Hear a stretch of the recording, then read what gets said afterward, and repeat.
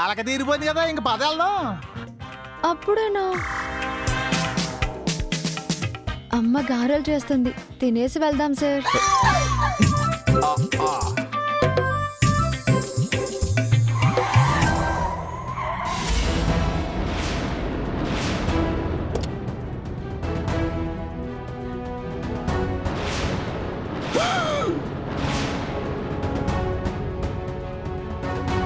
అమ్మో, హిట్లర్ వచ్చేసారు సార్. ఇప్పుడు తినేసిరా గారెలు. పద మనం వెళ్దాం. వద్దు సార్, అట్టాగే వెళ్ళొస్తాను. బేగరా. అదండి సార్.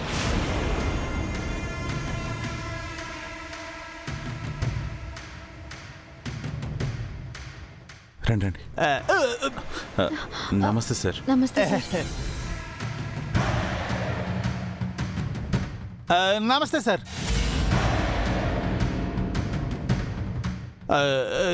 ఎండలు సార్, ఎండలు మండిపోతున్నాయి కదా, దాహం బాగా వేసేస్తే ఇటువైపు వెళ్తున్నాం కదా అని మన ఇంట్లో కూలింగ్ వాటర్ తాగుదని వచ్చాం. సరే పోదాం, పదా ఉంటాం సార్.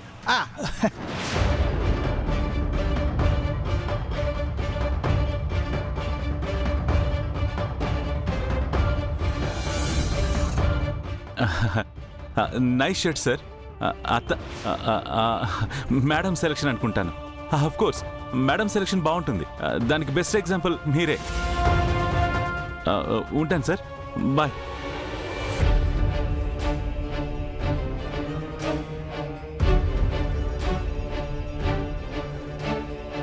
నీకు ఇక్కడికి రావడం వెళ్ళడం బాగా సరదా అయిపోయిందా? నువ్వు ఇక్కడికి వచ్చావని తెలిస్తే మావయ్య కోపడతారని తెలీదా? దానివల్ల అత్తయ్యకి ప్రాబ్లం అవుతుందని ఆలోచించవా? నేను వస్తే అమ్మ చాలా సంతోషపడతారు సార్. తప్పిపోయిన కూతుర్ని నాలో చూసుకుంటారు కూడా. అందుకే ఏదో ఒక సాకుతో వస్తూ ఉంటాను సార్. సుధామ్మ వాళ్ళ పాప వివరాలు తెలుసుకుని తనెక్కడుందో వెతికి తల్లి కూతుళ్ళని మీరే కలపాలి సార్. సుధామ్మ మొహంలో నిజమైన సంతోషం చూడాలి. కలిసే టైం వస్తా అందరు నా దేవుడే కలుగుతాడులే చెల్లె. నువ్వు వెళ్ళి కార్లో వస్తానన్నా. మంచిదమ్మా.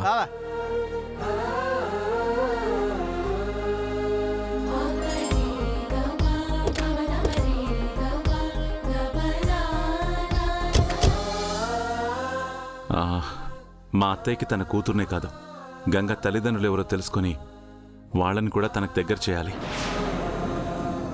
వాళ్ళ గురించి మీకేమైనా తెలిసిందా? అది పనిలో చేరాక వివరాలు కనుక్కోవడం కుదరలేదు బాబు. పర్వాలేదండి, వీలు చూసుకుని కనుక్కోండి. వెళ్ళొస్తాను. సరే బాబు.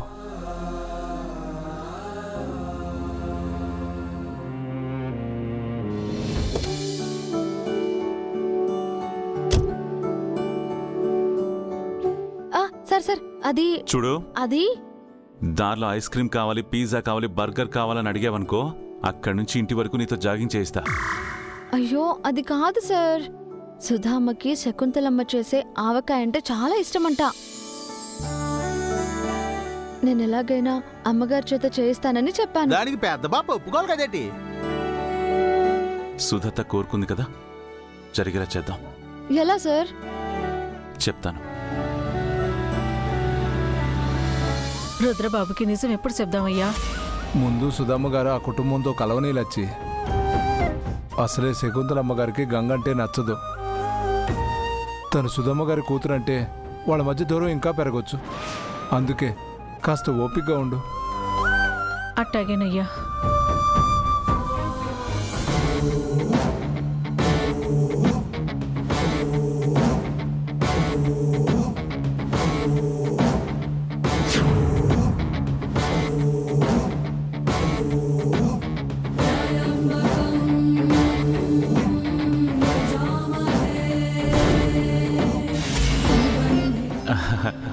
Nice shirt sir. Madam selection అనుకుంటాను. ఆఫ్ కోర్స్ మేడం సెలక్షన్ బాగుంటుంది. దానికి బెస్ట్ ఎగ్జాంపుల్ మీరే. ఏమండి వచ్చేసారా? మీరు వెళ్ళి ఫ్రెష్ అయ్యండి, భోజనం వడ్డిస్తాను. ఆగు.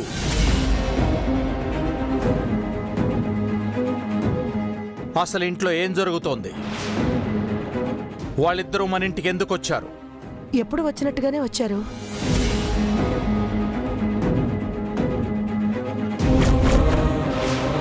రుద్ర కోప్పడ్డాడని గంగ అలిగి మన ఇంటికి వచ్చిందండి. రుద్ర వచ్చి బ్రతిమలాడి తీసుకెళ్తున్నాడు అంతే. ఇదేమైనా తన పుట్టిల్లా అలిగినప్పుడు ఇక్కడికి రావడానికి? వరుసకు నేను గంగకి అమ్మనే కదండి. సుధా సుధా సుధా,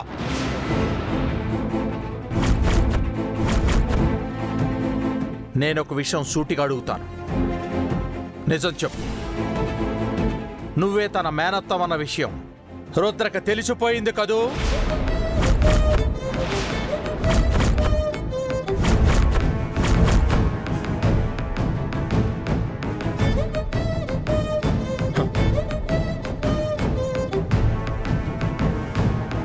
నువ్వు ఇలా మౌనంగా ఉన్నావు అంటే రుద్రకి ఈ విషయం తెలిసిపోయిందన్నమాట.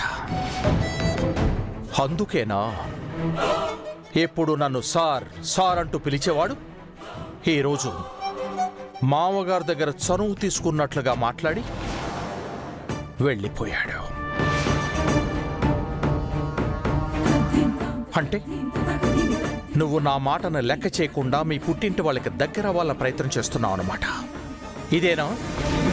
ఇదేనా నువ్వు నాకు ఇచ్చే విలువ, గౌరవం? నేనెప్పుడూ మీ మాట కాదనలేదండి. మీకెంతో విలువ, గౌరవం ఇచ్చాను.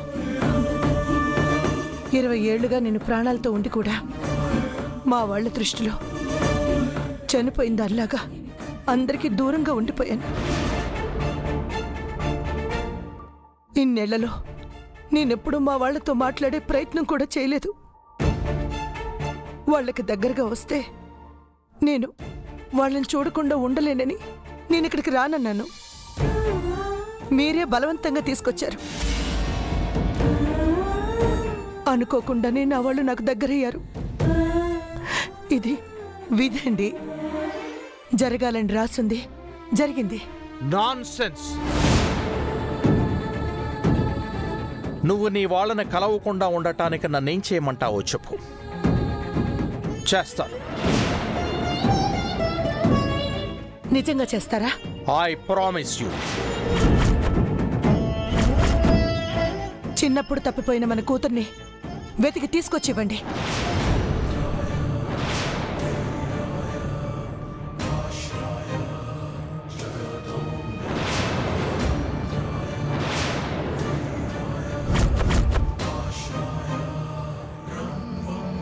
అప్పుడు మీరేం చెప్పినా వింటాను. అంతేకాని పుట్టింటిని కన్నబిడ్డని దూరం చేసుకుని నేను మనశ్శాంతిగా బ్రతకలేనండి.